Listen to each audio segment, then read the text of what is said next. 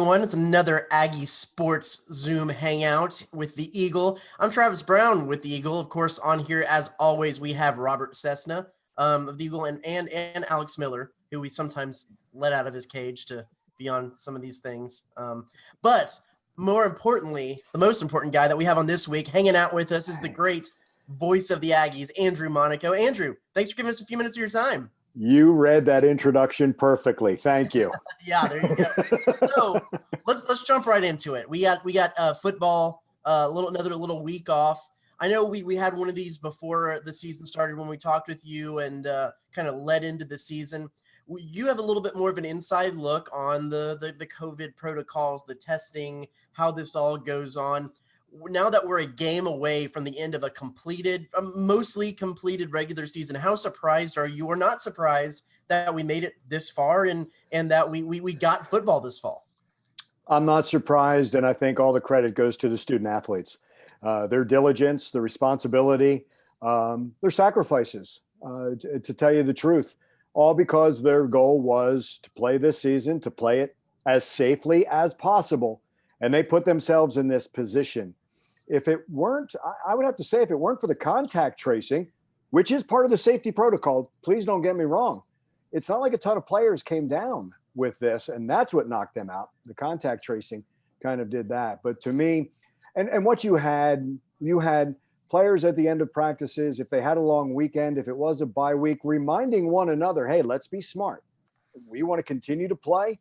And then I think as this season became more and more special, they realized, we don't want to give this up. So keep that diligence. But really, I give all the credit to the student athletes for what they've done. Am I surprised? No, because I think the SEC really showed everybody you can have patience. You can read whatever data is out there. They didn't jump the gun like the Big Ten and then the Pac-12 joining along with that.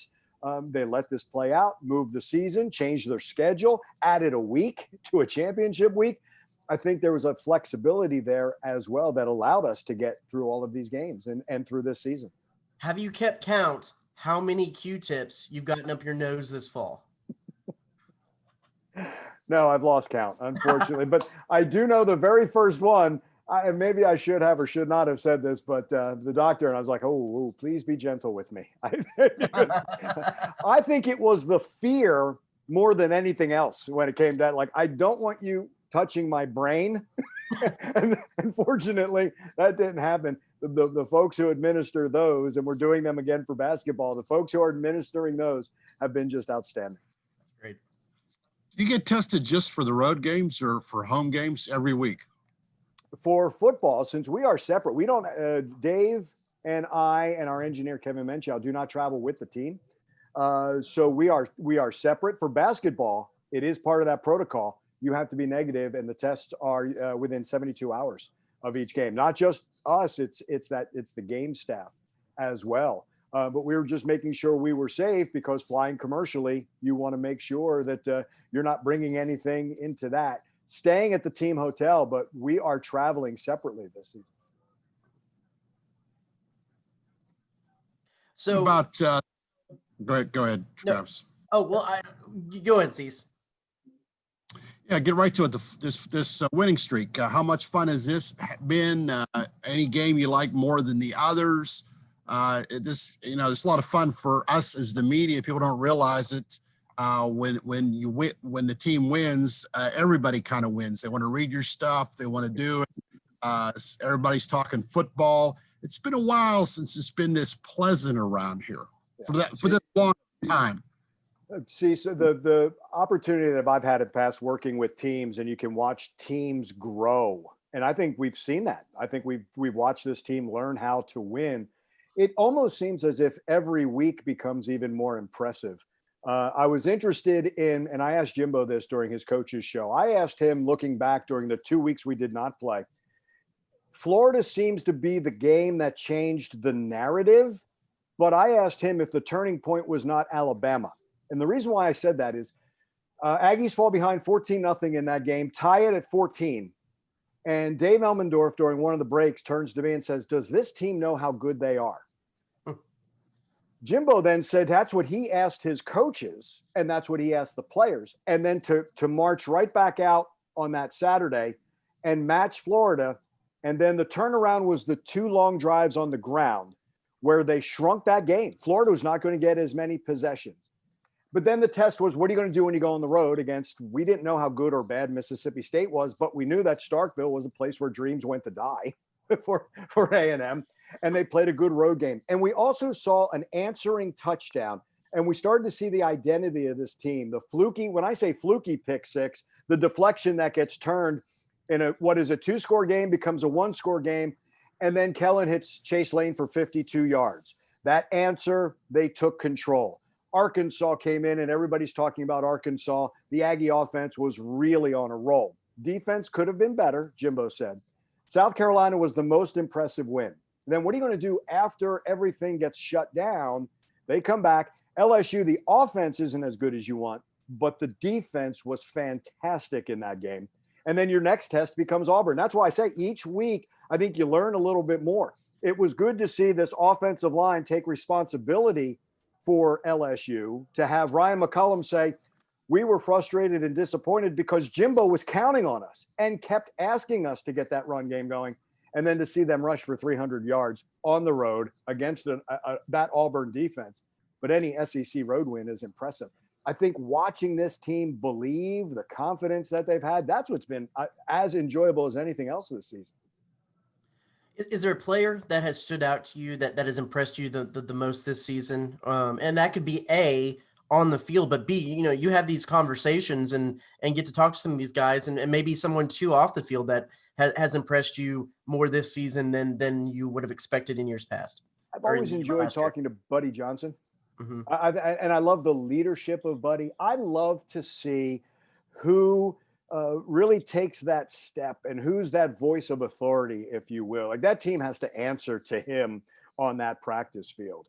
Keldrick Harper this last weekend was the one who was vocal on the sidelines for this defense to adjust. Isaiah Spiller has been impressive to go from it literally was baptism by fire last year when Ja'Shawn Corbin went down. He's not the same running back. He's not even close. He's become one of the best in the SEC. And by saying that, that means that you are in elite company. And I really didn't understand it until Jimbo explained on one of his shows when young running backs can run between the tackles. And the reason why he said that, when you're in high school and you're faster than everybody else, more athletic than everybody else, you have this tendency to bounce outside and then just turn the corner and outrace everybody. That's not going to happen in the SEC.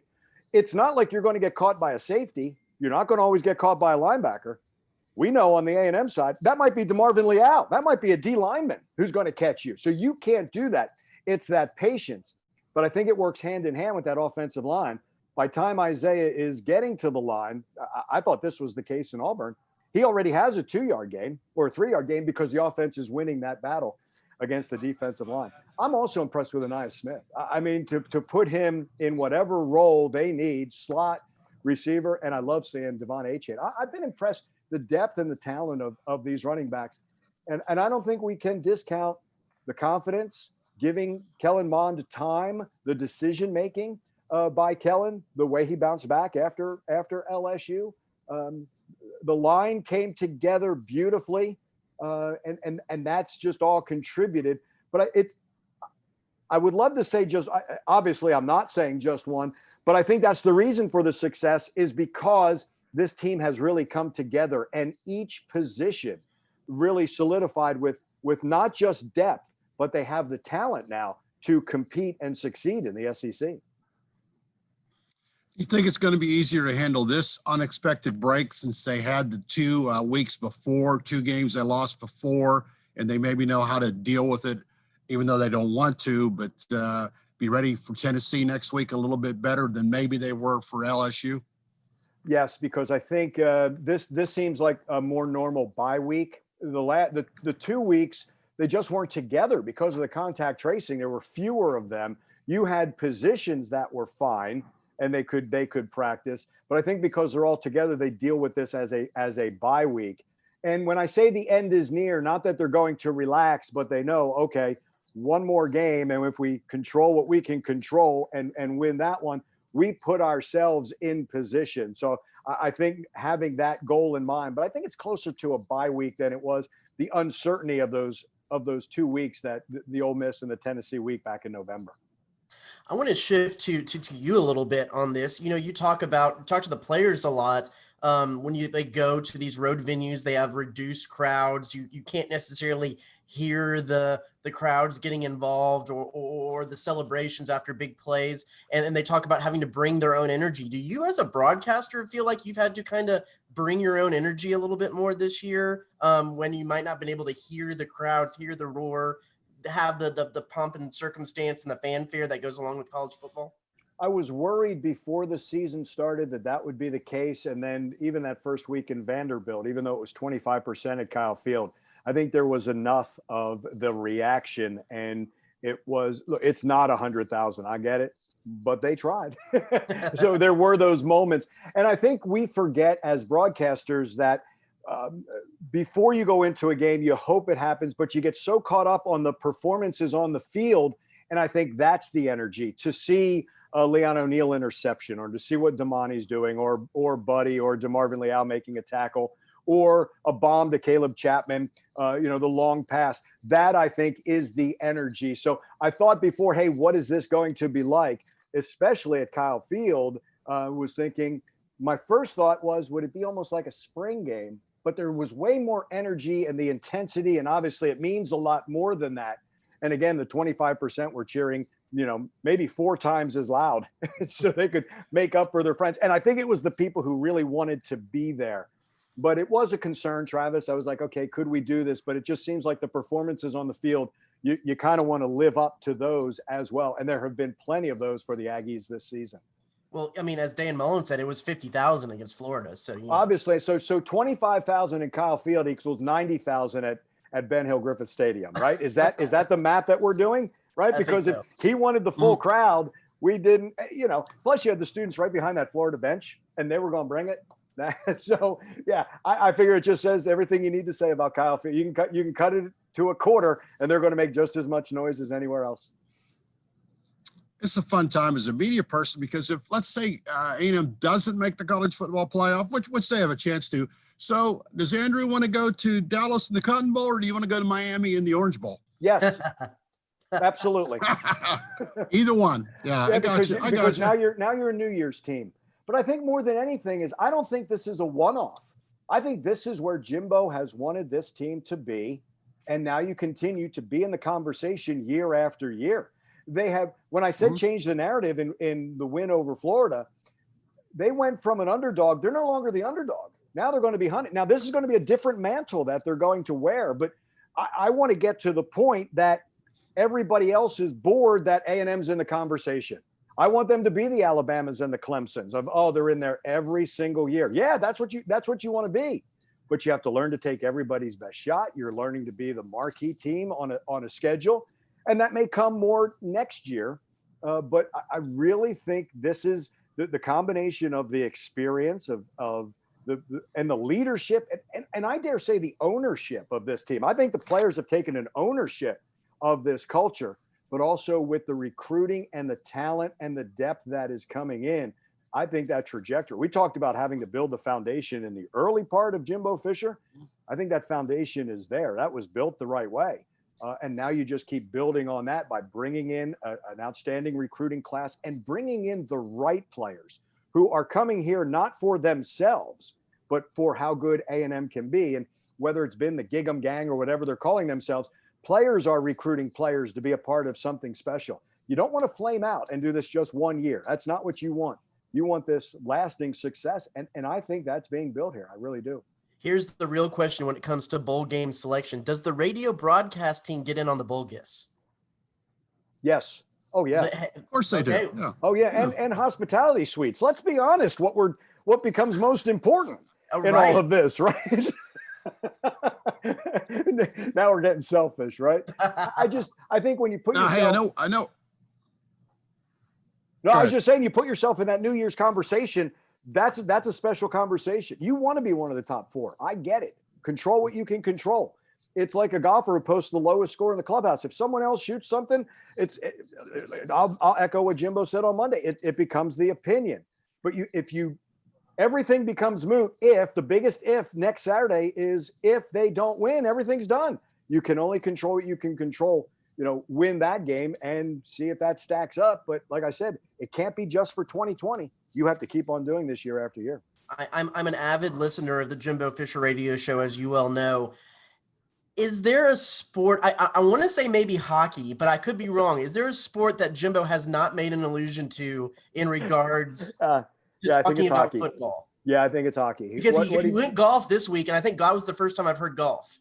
No, he actually did golf before because I know Jack Nicklaus's grandson played for him as a tight end. Oh, and then that got him on Nicklaus, right? And Tiger. He'll talk about that. See, Jimbo prizes excellence not because it's easy to love the most popular person. He prizes what it takes to separate the great players from not just good players, but why are you on that pantheon? I think he absolutely appreciates that. We had baseball. Let's see. I'm sure he's brought up swimming in the past. But it's also funny because we got in a conversation about young players, young athletes playing just one sport as opposed to being the multi-sport athlete. He prizes that multi-sport athlete.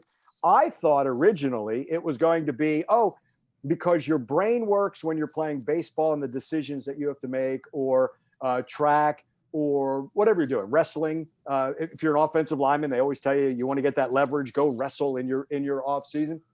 Jimbo said, how do you deal with failure? I want to see how you deal with failure. And plus there's that muscle fatigue and all that, but he likes that well-rounded to do all of that. He thinks that really helps. And it's a fascinating hour. It really is. I can't tell you how much I enjoy that because look, he's a guy who could talk ball the entire hour if you wanted to. And we've done that, but you learn so much. But then when it gets into life lessons and the other part, that becomes fascinating. So when he goes off on Jerry Rice, I have learned keep my mouth shut because I can't say anything better than what he's saying right now. In fact, my wife will text me and say, don't you dare say a word. Let him keep going. So I have learned that for sure. Hey, what about current news? What do you think about the ESPN getting the SEC football and basketball? I don't know if you're a CBS old-time lowest guy. What do you think about that news yesterday? We kind of heard that this was going to happen when you're, to drop the old line of in the industry. We knew this was going to happen. And, the breaking news, I was surprised it was that announcement because we kind of knew this was going to happen. Whether CBS is going to get a buyout from ESPN, in any of these 3 years to the conclusion. I love the SEC on CBS because I love that Saturday game in its own window has a production of their best Sunday NFL game. And I think CBS is going to regret this. I'm not going to lie. I think they're going to miss that window. I really do. I don't know.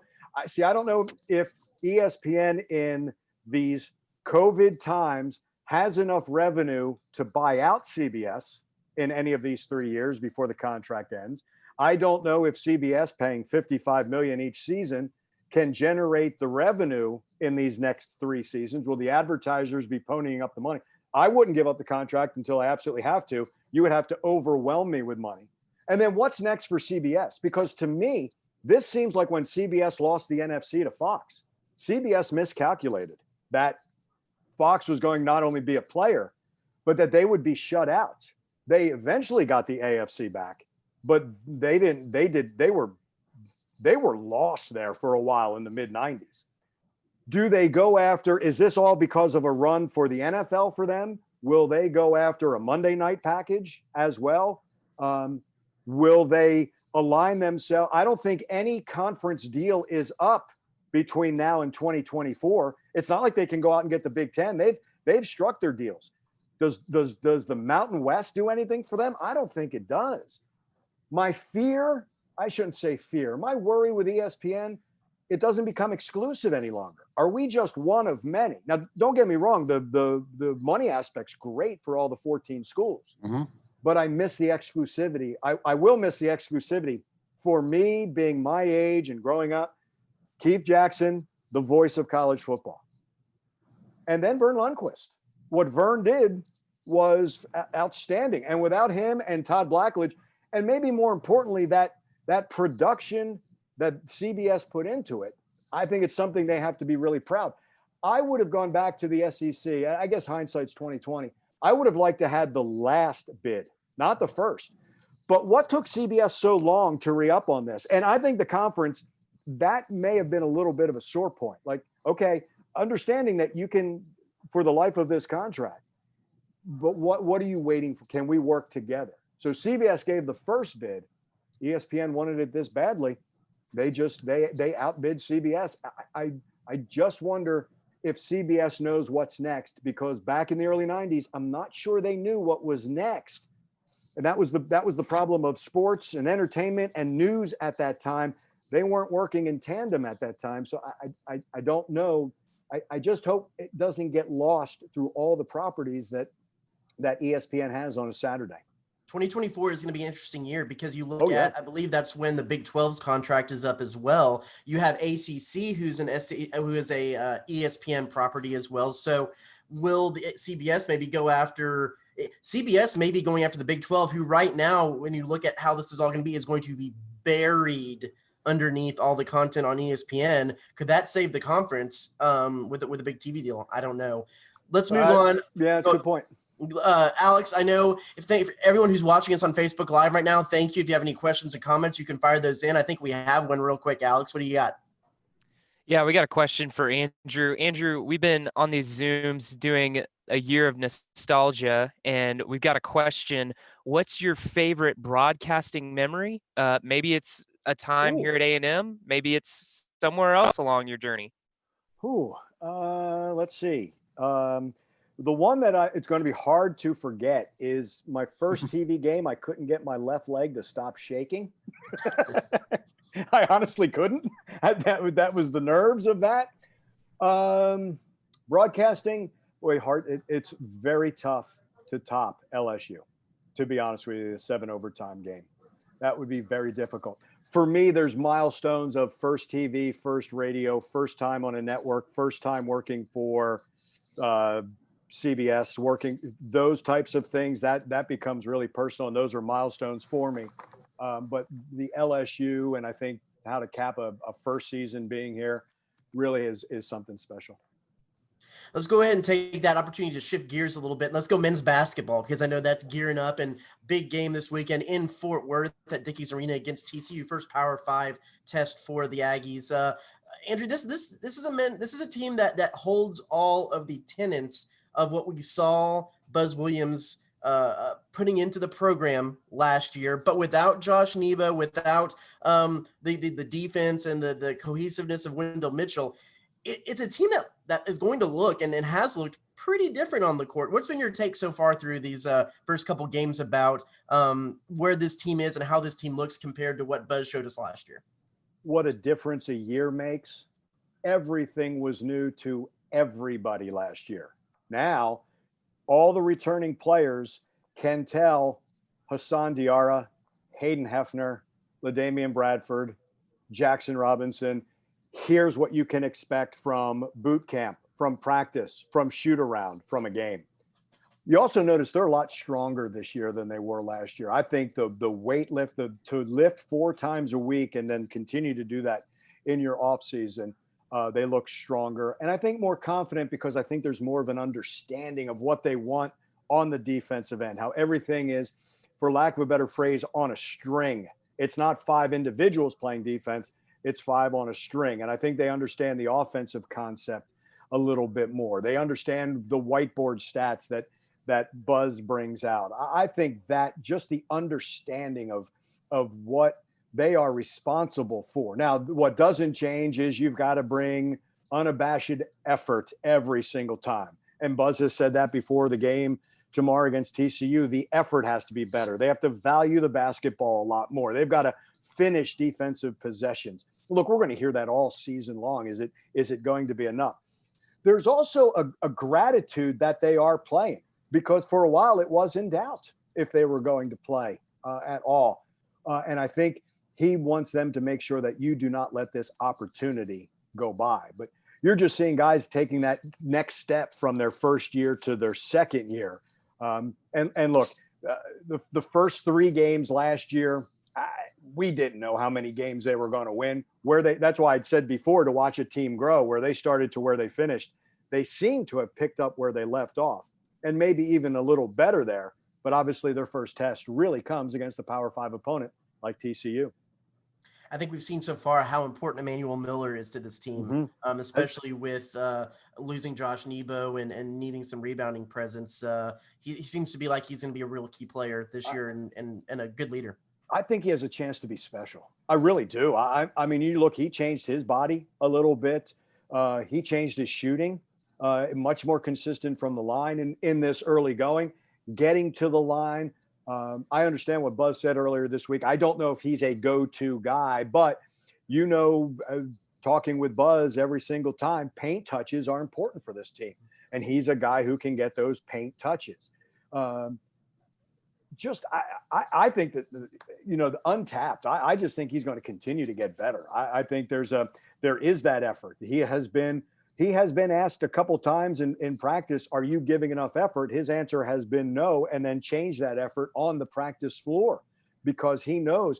And I like the point you made, Travis, about the leader. I don't think he's afraid to put his arm around somebody's shoulder and say, this is what we need to do. If you notice during timeouts, they call their own play. And if Savion's not on the floor, Savion's always going to inbound the basketball. It then becomes Emmanuel Miller. And if neither of those are on the floor, believe it or not, it becomes Hayden Hefner. Now that gets to basketball IQ. But to your point, that responsibility of calling out that play and running that play, that's a big change from last year for E-Man. And as for their bigs, I wonder if we start looking at the bigs, and it's brand new for Marfo. And in a way, it's new. The minutes are going to be new for Jonathan Aku. That's for sure. Do we kind of start looking at them? Do you put those numbers together and that's a combination 5? And do we do that with the point guards? I'd say that plural of Hassan and Andre Gordon, although Gordon is playing with some confidence as well. But those new guys are going to have to transition. They looked better than they ever looked in that third game. Lord knows against Kevin Samuel, they're really going to be tested by not just an offensive player, but a very good defensive player and a shot blocker. Against the Horned Frogs, that's for sure.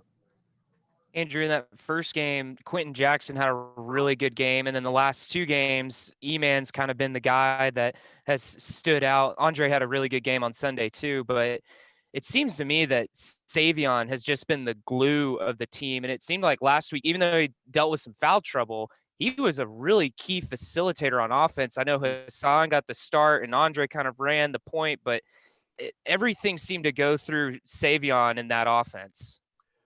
Really good passer. He's developed into that. I still go back, it's funny, Alex. I go back to the game, even though they lost it at Gonzaga 3 years ago. Savon initiated that offense, brought the ball into the front court. I remember asking Billy Kennedy, that's something when you have a 6'7" guy initiating that offense. And then you could see some of that confidence and the vision of Savon Flag. I want to say he had 7 assists in this most recent game. I think 3 came off inbounds for him. But the passing, the rebounding, taking the right shot for him, I just think the game is more complete. And I thought he said something very interesting before this season. He always thought he worked hard. Last year, he realized what he thought was working hard was nowhere near how hard he has to work under Buzz Williams. But I'm with you. I think his game is way more complete. I think this is a team that I don't think there's going to be one person who will carry them, although it seemed like Q did in that first game, and it seemed like E-Man did. They fed him. But I think there's always going to be a complementary player, like you said, with Andre Gordon, and there's always going to have to be Savon to do that. I think this team's always going to have that team concept that if you shut one guy down, you're not going to totally dismantle this team. There's going to be someone else that they will find another way to beat you. And I think once they complement one another, I think that shows that this is a true team, and that's how they're going to have success on the floor. I'm going to put you vaguely on the spot. What do you see as the ceiling for this men's basketball team? I think we would have never guessed at what the ceiling would have been last year and what they actually were able to achieve. What do you see as the ceiling for this team? I'll take you back to last year that this team was like 6-6. Like they got to 6 wins. And I said to Dr. Thornton, I was like, everything from here is gravy. And they kept adding to gravy, right? They got to 10-8. And I just think it's with that confidence. I'm interested to see how everybody is in this conference. Look, when the preseason rankings came out and this team was 11 or 12, you saw on social media Savon and Q going back and forth saying, "Oh, no one believes in us." Like, I think there's that little chip on their shoulder, and I truly believe last year, I think the coaches kept telling their players, whoever A&M was playing, "Boy, when you're playing a Buzz Williams team, you better be ready for it." I'm not sure the players understood that. And I'm not saying look past. I'm not sure they thought that they were going to be this good. So the ceiling for them, you know, they were 7th last year, right? You don't want to play on Wednesday in the SEC tournament. You want to keep going with that confidence. I would love to see them build on 10-8. Again, I don't know. I don't know how deep this is. I'm not sure what COVID's going to do to some teams. You see Kentucky struggle early in non-conference, but I think that plays right into John Calipari's hands. That's the way he gets to stay on his team. They're always ready, you know, come conference time.